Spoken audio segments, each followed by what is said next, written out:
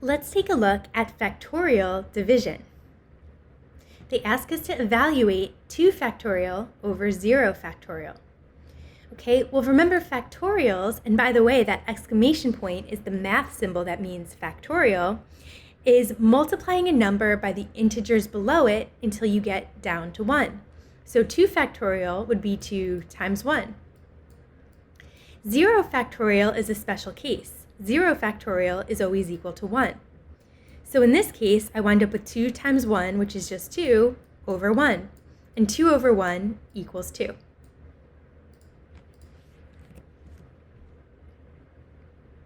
One factorial over 1 factorial. Okay, well 1 factorial is just 1, so this would be 1 over 1, which is just 1. Another way to look at it is to say anything divided by itself gives me 1.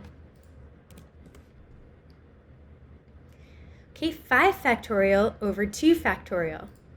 Okay, well 5 factorial would be 5 times 4 times 3 times 2 times 1. So remember, when you have that factorial, you're multiplying by all the integers smaller than it until you get down to 1. So 2 factorial would just be 2 times 1. Okay, now from here, I can cancel out the factors that are the same on the top and the bottom. So I can cancel out a factor of 2, and I could cancel out a factor of 1 if I want. That doesn't help too much, because if I cancel the 1, I still have a 1 on the bottom. Okay, so on the top, I have 5 times 4 times 3. Okay, so let's multiply that out. 5 times 4 is 20, times 3 is 60. So I wind up with 60 over 1, which is just 60.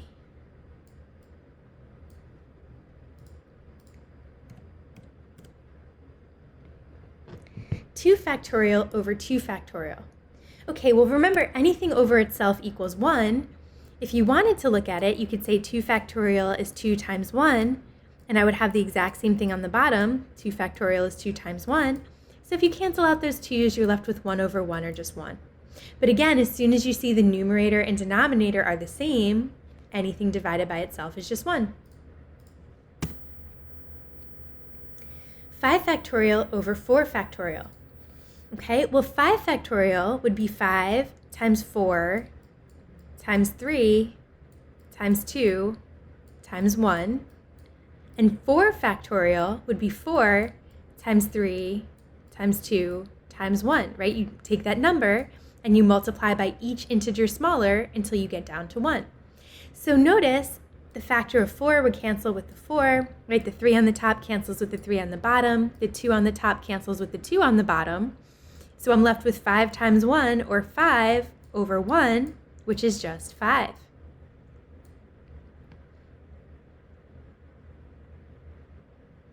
And notice 5 factorial, if you wanted to make this math a little shorter, let's say you were doing a lot of problems like this and you knew all these numbers were going to cancel, 5 factorial you can write as 5 times 4 factorial, right? Because 4 factorial would be the 4 times 3 times 2 times 1.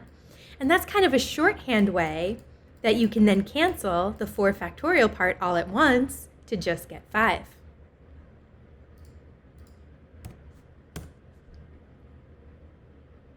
Okay, 6 factorial over 5 factorial.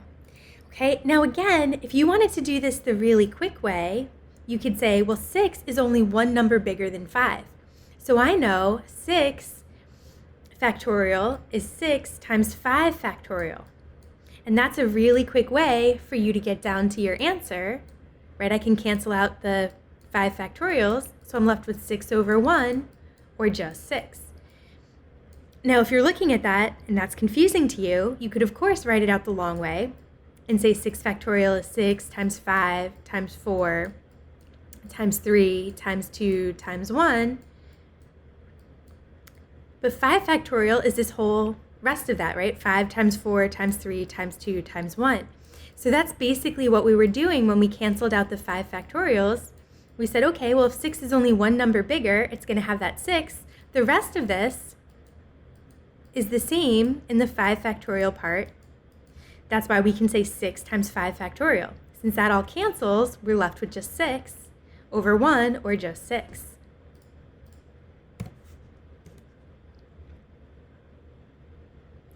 6 factorial over 2 factorial. Okay, well 6 factorial is going to be 6 times 5 times 4 times 3. Now you can write times 2 times 1, or you can write that part as 2 factorial. In this case, 2 times 1 isn't much more than writing 2 factorial. 2 factorial is 2 times 1. Okay, so I can cancel out a factor of 2 on the top and the bottom, and then I want to multiply out what I have. Well, 6 times 5 is 30, times 4, 120, times 3, 360, times 1 is still 360.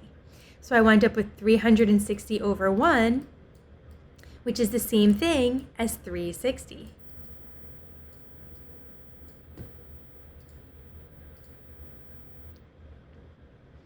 Five factorial over 2 factorial. Okay, well 5 factorial would be 5 times 4 times 3 times 2 times 1.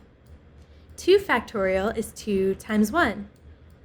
Okay, so I can cancel out a factor of 2 that's on the top and the bottom, and then I want to multiply this out and see what I have. Well, 5 times 4 is 20, times 3 is 60, times 1 is still 60, so I wind up with 60 over 1, which is the same thing as just 60.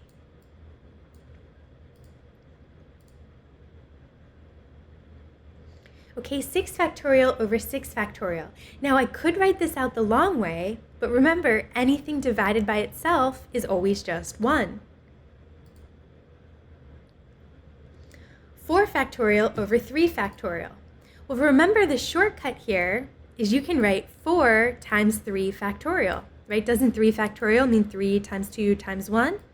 And that's a really easy, quick way to see I can cancel out my 3 factorials, and I'm left with just 4.